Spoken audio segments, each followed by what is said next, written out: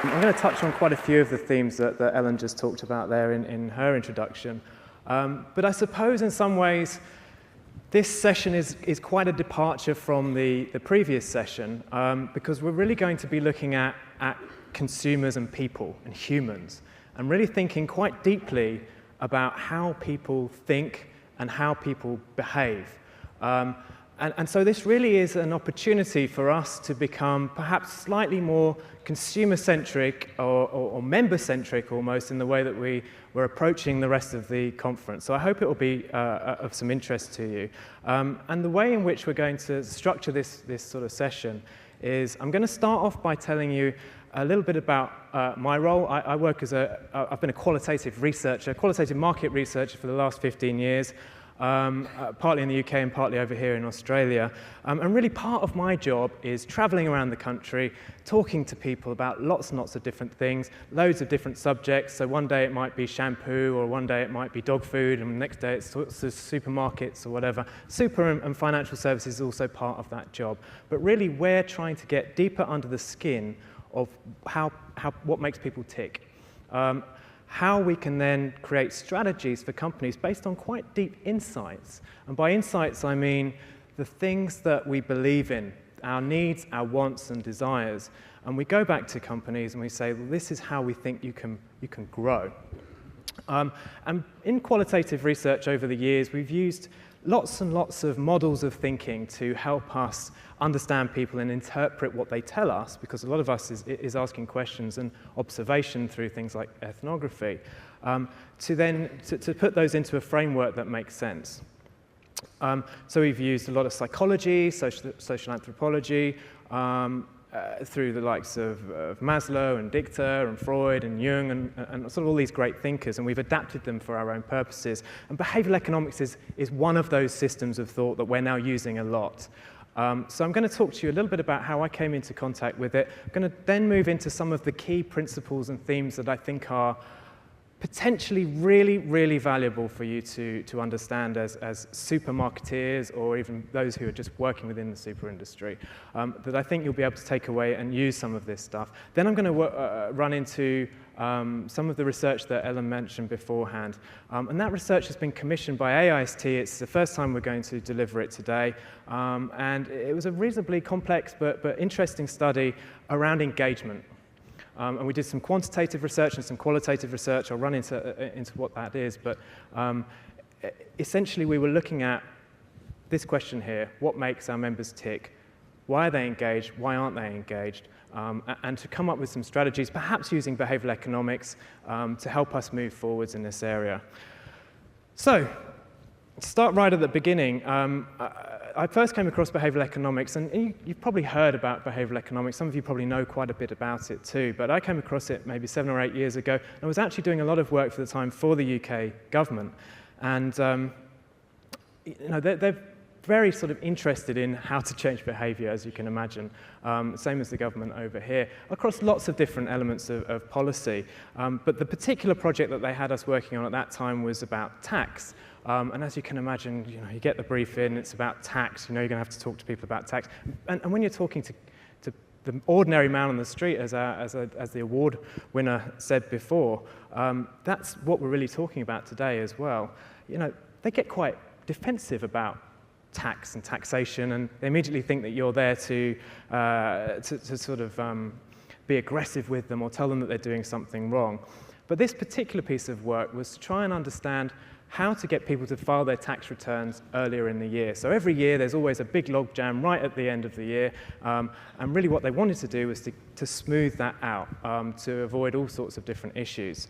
And we were testing some advertising, radio advertising and TV advertising, and we're sitting down going through the brief and going through what we were going to actually test, and we had the scripts there, and the planner from psyche at the time said, okay, here's one of the scripts we're thinking about. It's time to start thinking about filing your tax return. Most people have by now. Right? She sort of looks at me and she says, and that's behavioral economics, of course. I said, well, what is? She said, that most people have by now, that's behavioral economics. So of course, yes, behavioral economics. I'd never heard of it before. So obviously made a note to myself not to get caught out by planners in the future, but also to go away and find out exactly what she was talking about. But it was quite a profound moment for me, and I think it's a really easy way of understanding the world of behavioral economics just through that mantra of most people have by now. And it really struck me at that point, having done lots of research on tax, whereby the normal approach was you start off soft, and then by the time it gets to the closure date, it's essentially, we're going to beat you with a stick, and it's going to be a fine. That's going to be the way that we're going to sort of approach this. This turned it on its head and just said through it by a very easy and simple piece of language and communication, most people have by now, one of the most effective years for people filing their tax returns earlier that they'd ever had. So I thought, there's really something in this. This really is something I need to look into. So I went away and read a few books. Now, I would recommend to everybody to read some of these books, and I'm sure many of you have read some of them. The starting point for me was Predictably Irrational by Dan Ariely, which is a really interesting entry point into the world of behavioral economics and the experimentation that happens with some of the sort of thought processes that they're trying to underpin.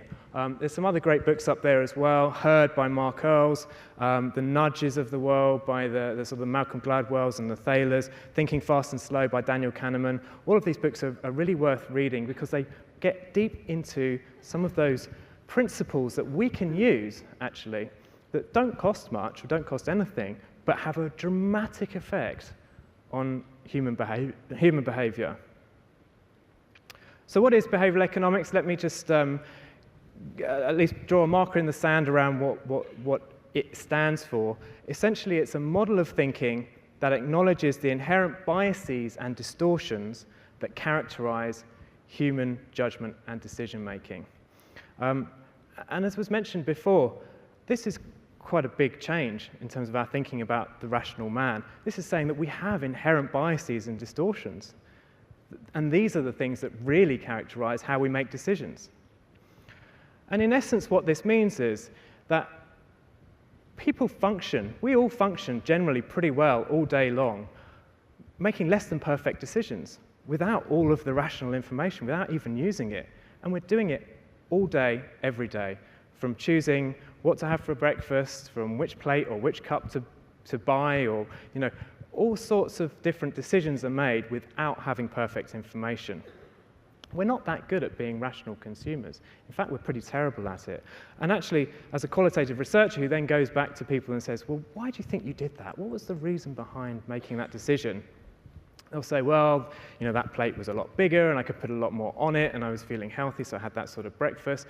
And really what normally is that the person in the queue was buying this on that day, or there was a sale item, or I was influenced by something that I didn't even realize that I was being influenced by. So people post-rationalize a lot of the time. But when they're really making those quick decisions, they're making them intuitively, emotionally, comparatively, quickly, and most of the time quite effortlessly.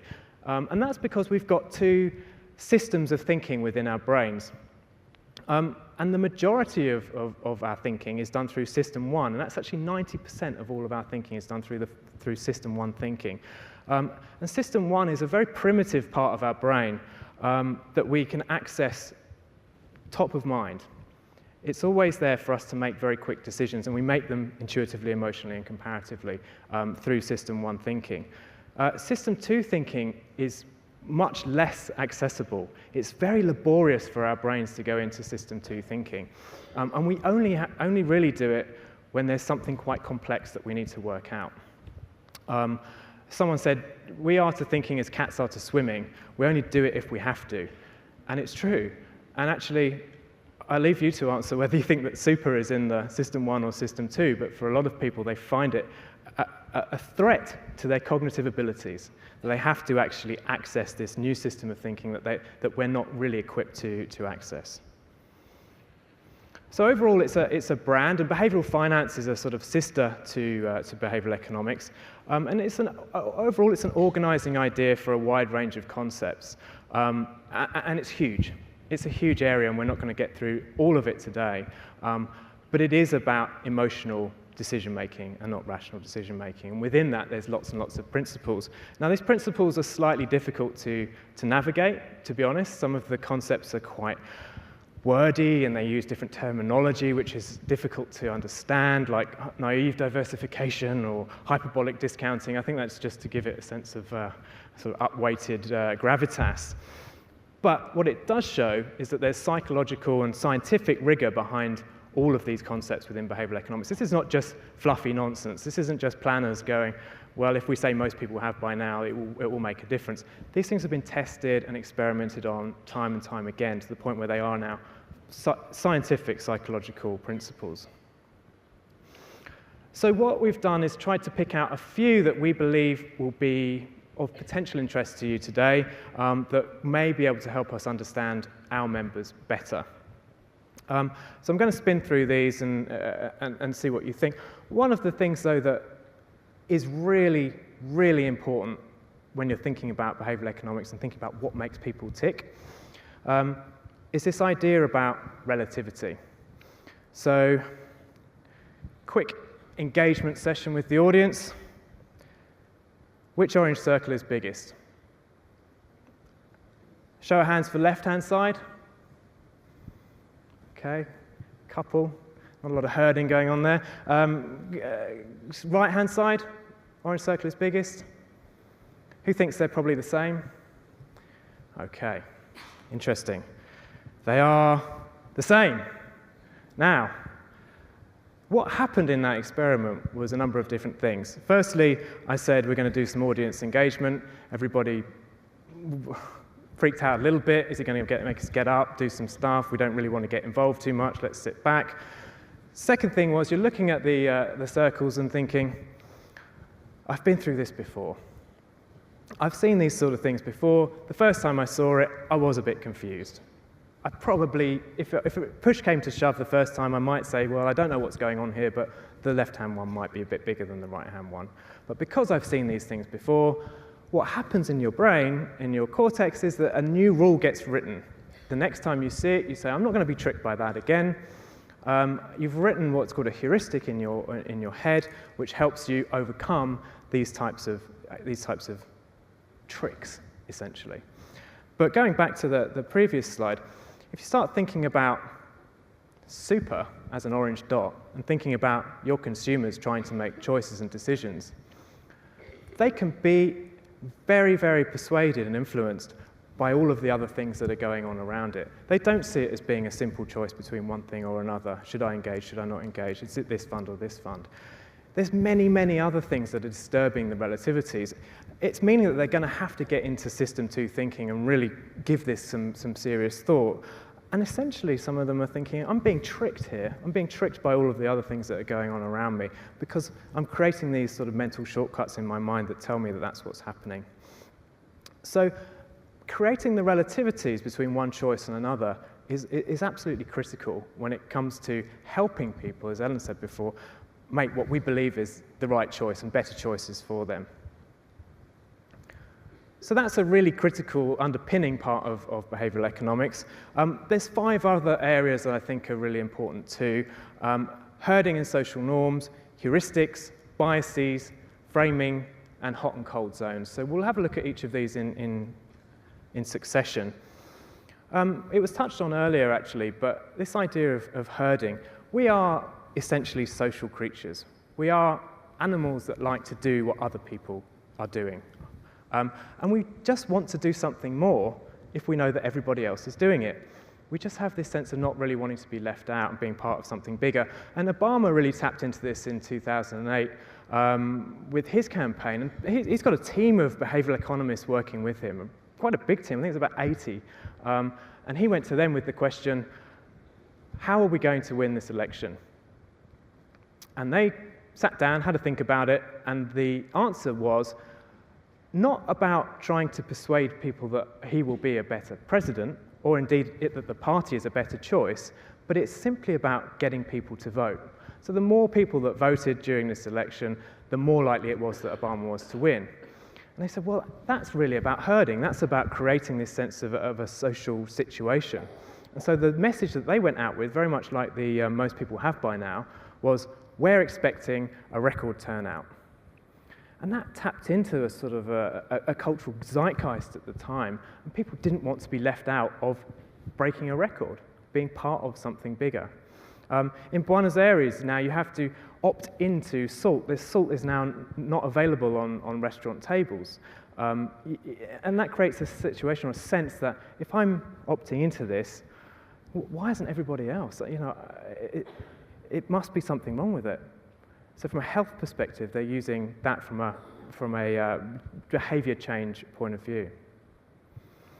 This was an interesting experiment that was done in a university in America, which essentially tapped into this idea that we are, again, social beings, and if we're being watched and we believe that someone's making judgments about us, then it actually makes a big difference to our behavior. So they had an honesty bar. They set up an honesty bar. It was an honesty bar for milk, which isn't the most exciting honesty bar, but nonetheless they had it. And above the honesty bar, there were pictures. And one week they had a picture of a flower, next week they had a picture of eyes, and so on and so forth. And you can see that on the weeks where the flowers were present, the amount for milk was much less, often half as much, as the days or the weeks where the eyes were present, right the way down to the very scary eyes, creating quite a profound uplift in milk honesty payments. New South Wales police are using this now. You drive around in New South Wales and there's eyes sort of staring at you from the billboards saying, don't break the speed limit. People are slowing down because of this. It's something that we could consider again with super, this sense of a social norm. It should be socially more acceptable to be engaged with your super than not. And we'll talk a little bit about how to change that.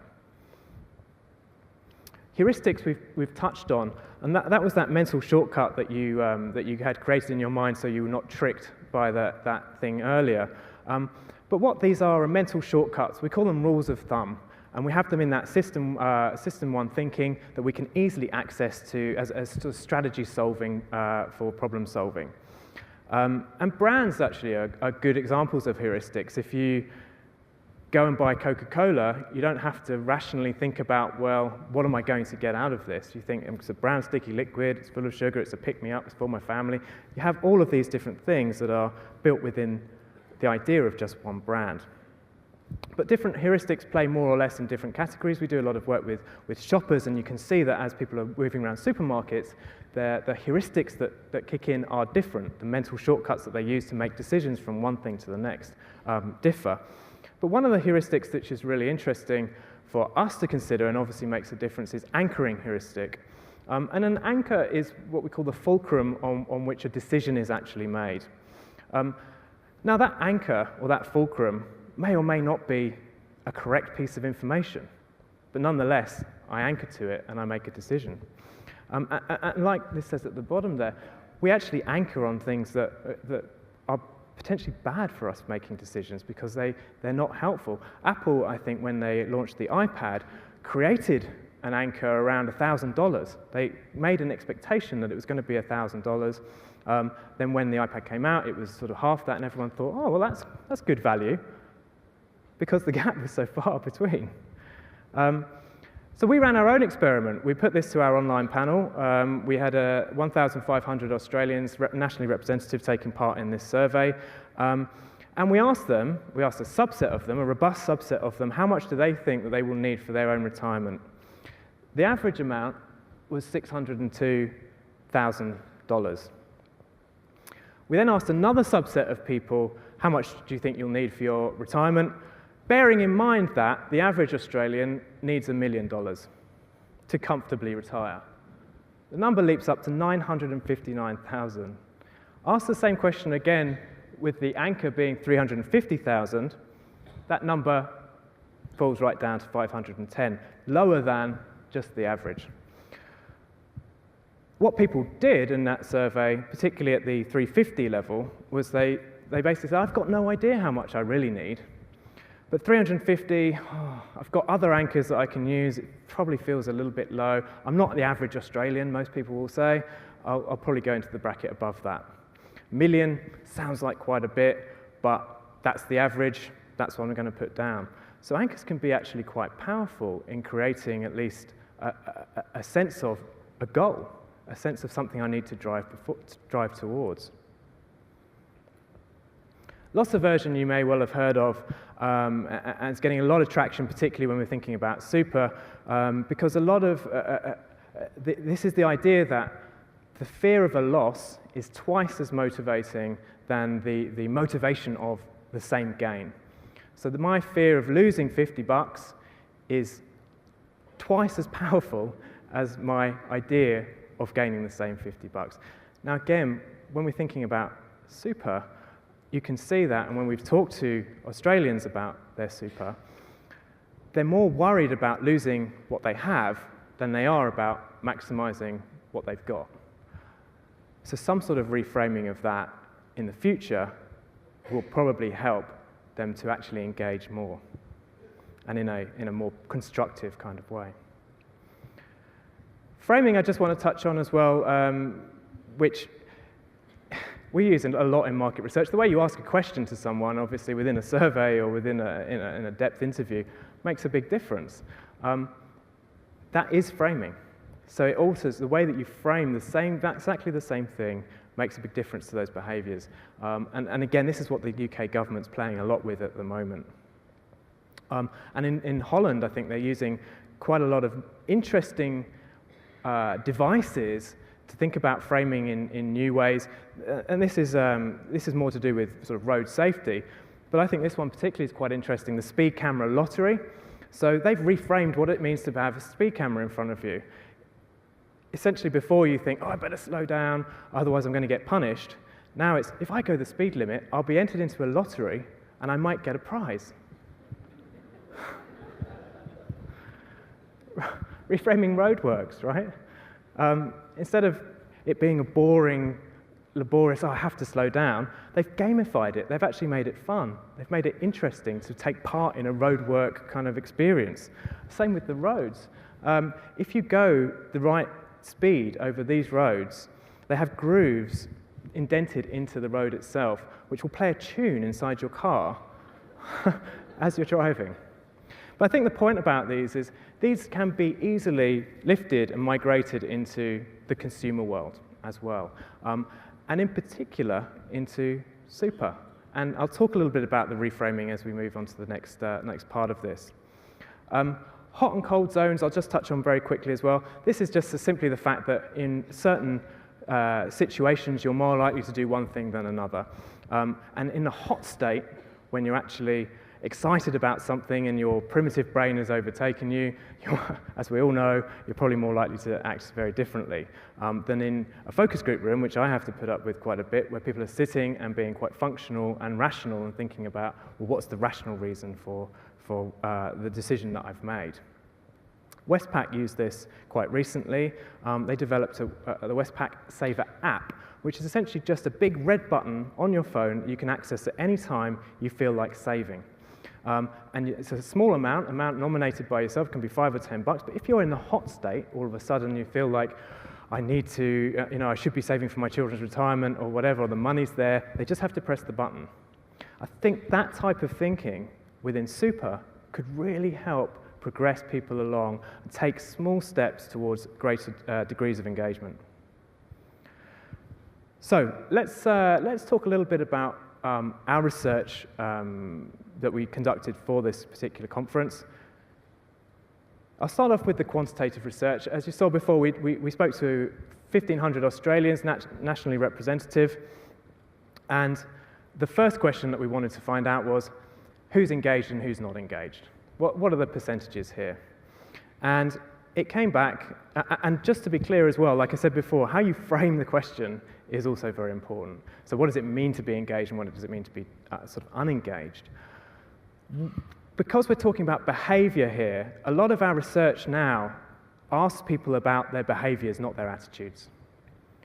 So in terms of engagement, rather than saying, do you feel like you're engaged or not? And people saying, well, maybe I am, maybe I'm not, but yes, for the purposes of this. It was based very much on what have you done?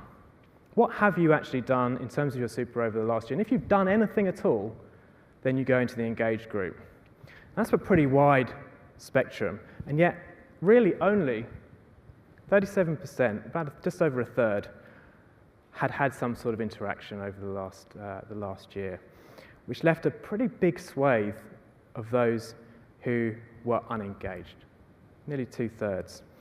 Tended to be slightly younger, obviously. Definitely tended to be those who would also say, I just don't know how many funds I've got. But nonetheless, this feels like it's a epidemic scale size proportion of unengagement. So we said, well, okay, you might not have engaged last year. What about the next couple of years? How do you think that's going to go? Same sort of proportions. Pretty much the same number of people expect to engage in the future. Those less likely to engage tended to be female, tended to be those, again, who are unsure of as many funds that they had, and those who hadn't engaged last year. Those who are most likely to engage actually tended to be 30 to 39, had multiple funds, interestingly, and had engaged at some point in the last 12 months. We then asked them, well, how do you think it's going? Thinking about your super, what's your gut feel to whether you're going to have enough and what the performance been like? The interesting thing, I think, with this was whether you're engaged or unengaged, you still don't really think you're going to have enough to retire on, which supports the unengaged argument that I'll come on to later, that, well, what's the point? If I'm only going to end up with the same amount, why should I bother? You know, am I going to get any reward from this? But, sorry, just going back, this is interesting, I think, that actually the performance of their funds, most people, and this is quite a big finding, I think, most actually were reasonably happy with the performance of their fund over the last 2 years. Yes, there's a big proportion of people who didn't really know, but nonetheless, I think those statistics, bearing in mind the others, could have been the other way around. So in order to add a little bit more clarity to this, and try and get under the skin, like we said before, really of the motivations of consumers and human beings, we also conducted some qualitative research, and we used the methodology of a conflict group. And we use these quite often when there are very differing opinions or there are polarizing affections to brands, for example, like a Pepsi Coke, and they have to argue it out. Normally in market research, we make sure that the group is homogeneous so that they all get on. In the conflict group, we do the opposite. We actually get them to fight, not literally, but they kind of have a good discussion. And what we asked them to do was go away as an unengaged group. We had unengaged versus engaged. We asked them to go away. We had a bit of an introduction. We then asked them to go away and create their pitch for the other group. So grew and transfer style, if you can imagine. They came back with their flip charts, and they came back with all of the magazine tear-outs that they'd done. They'd actually created a pitch as to why the other group should be engaged or the other group should be unengaged.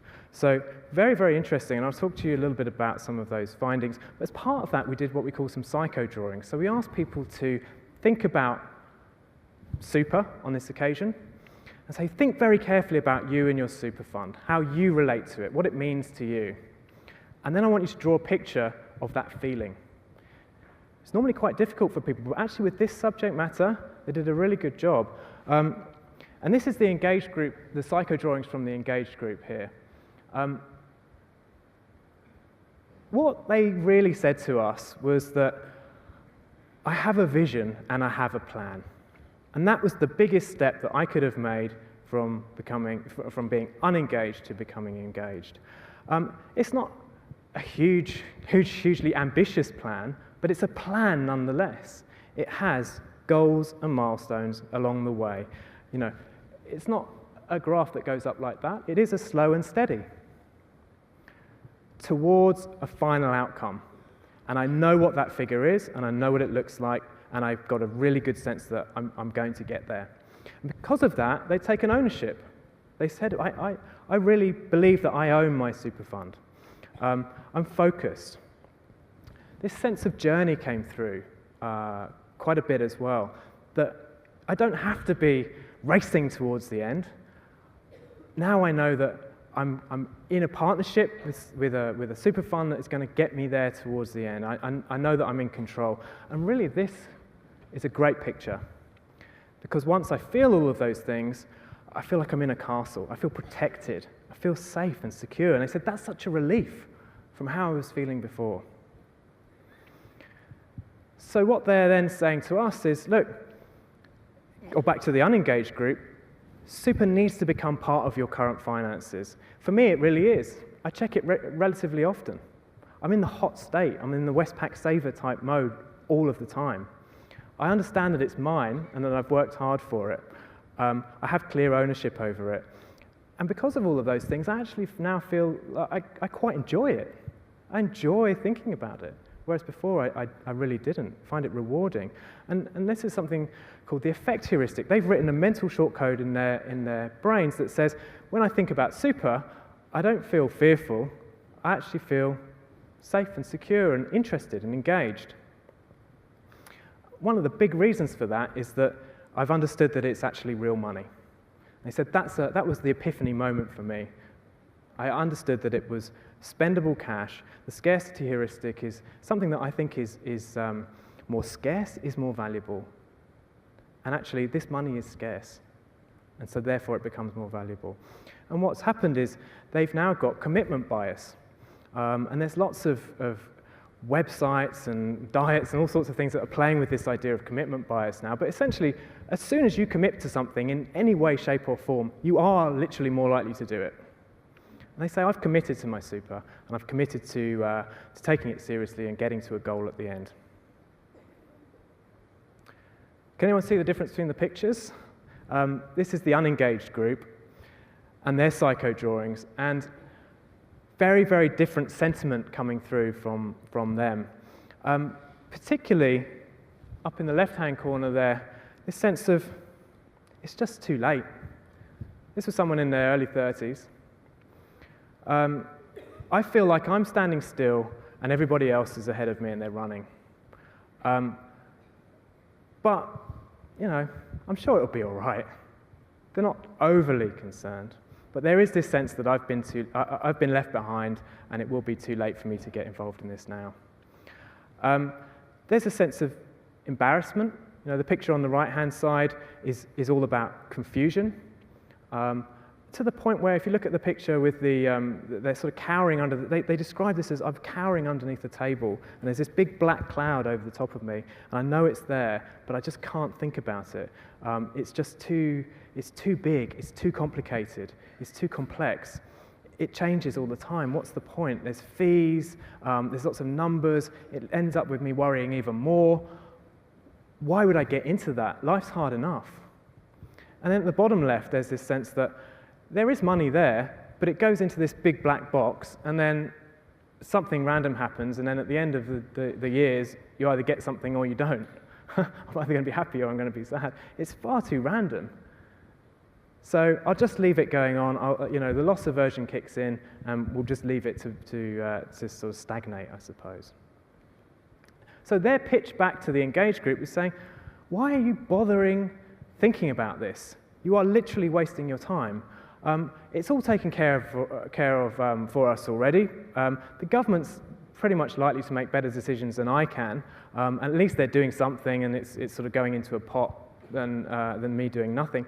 Why do I need to complicate matters? What are you really getting out of it? Do you really think that you're going to have be more equipped for retirement? So they're saying, look, the reward it's too far in the future. This is the hyperbolic discounting I was talking about before, the idea that I'll take a reward now, far more readily than I'll think about taking a reward in the future. They have no sense of ownership over it. It's not really mine. So that scarcity thing and the effort heuristic, if I put effort into something, I ultimately value it more. So if I feel like I've earned $100, that to me is much more valuable than just finding $100 on the street. So until I feel like I've actually put effort into it and taken ownership over it, then I'm not going to engage with it. They're suppressing their thoughts. So there's a lot of it scares me, it's intimidating. And essentially, they are blinded a little bit by the headlights here. There's too many options, there's too many things to think about, and they go into this sort of status quo bias, we call it in behavioral economics, where just let's just keep everything as it is. That's the easiest thing to do. So I talked about the loss aversion, but the lack of ownership and the connection, essentially they just said, I don't have the headspace to really deal with this. There's too much else going on in my life.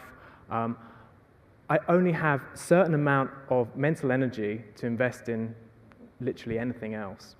And I don't think that this is the best bet. It's my business or my house or something else. This probably is not the thing that I want to spend time thinking about. So the engaged then responded, and the advice that they gave them was this. 1, it's never too late. Wise up. There's plenty of time. 2, it's not easy at first, but what in life that's worth having really is. They played that back verbatim. But what you need to realize is that any work that you put into this will be worth it in the end. Even if it's a couple of minutes. You're starting a journey. Get on the journey. Come with us.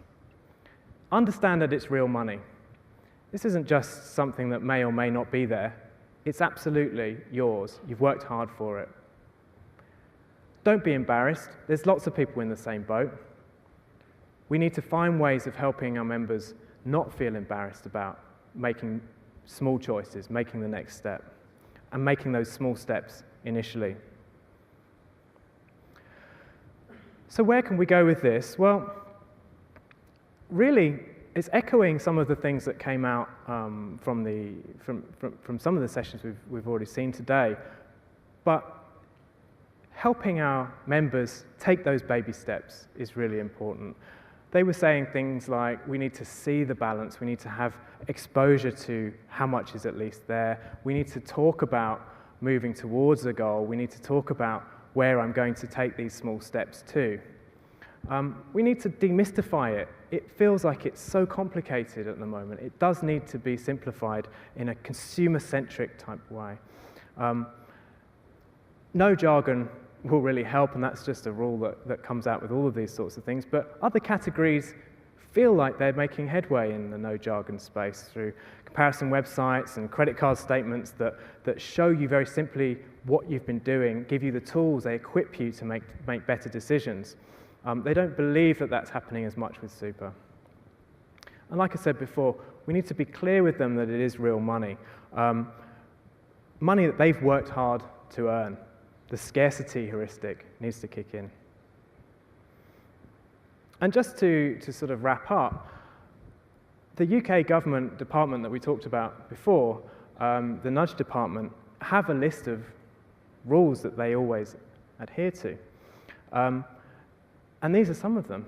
And I think they're pretty useful, thinking about our members. Make it easy. It sounds so facile, but yet it's so important. Pre-fill as much information as possible is something that the UK government now tries to do with any forms, any regulations. It's all pre-filled. Online portals where people can go, the Westpac Saver button, these sorts of things that can really easily be accessed. Highlighting key messages, understanding clearly what's important to our members and what isn't, and then highlighting those messages will help drive the maximum amount of behavior change. Personalization, as Ellen mentioned in the beginning, instead of saying, "Dear house number 68, if you can personalize that with some sort of greeting, some sort of understanding of me as a person, it will help and create that sense of it's actually mine. Prompting honesty at key moments. So when people are in the hot state, and we all go in and out of engagement with super, one day we know we need to do more, the next day it's too complicated and it's too far away. In the moments where people are clearly being honest with themselves, we need to help them to make the next steps in the journey. Because at the moment, I think they feel like that's being lost, and they're not actually making any headway forwards. Tell people what others are doing. This is the most people have by now mantra, but it is really effective.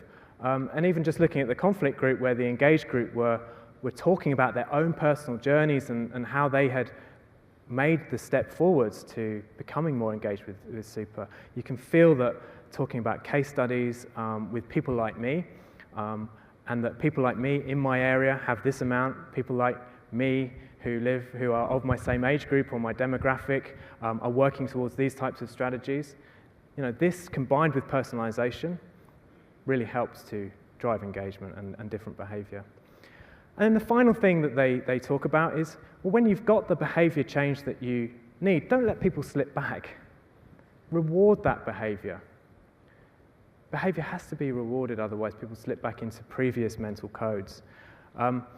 If they know that they're going to need to take some time to actually engage in super and move forward, then they need to know that it's worth it. And perhaps there's a reframing here as well for that unengaged group, who essentially need to know that there are other activities that they take part in that are, you know, much less worthwhile. Sitting on Facebook for a day is much less worthwhile than investing time in your super.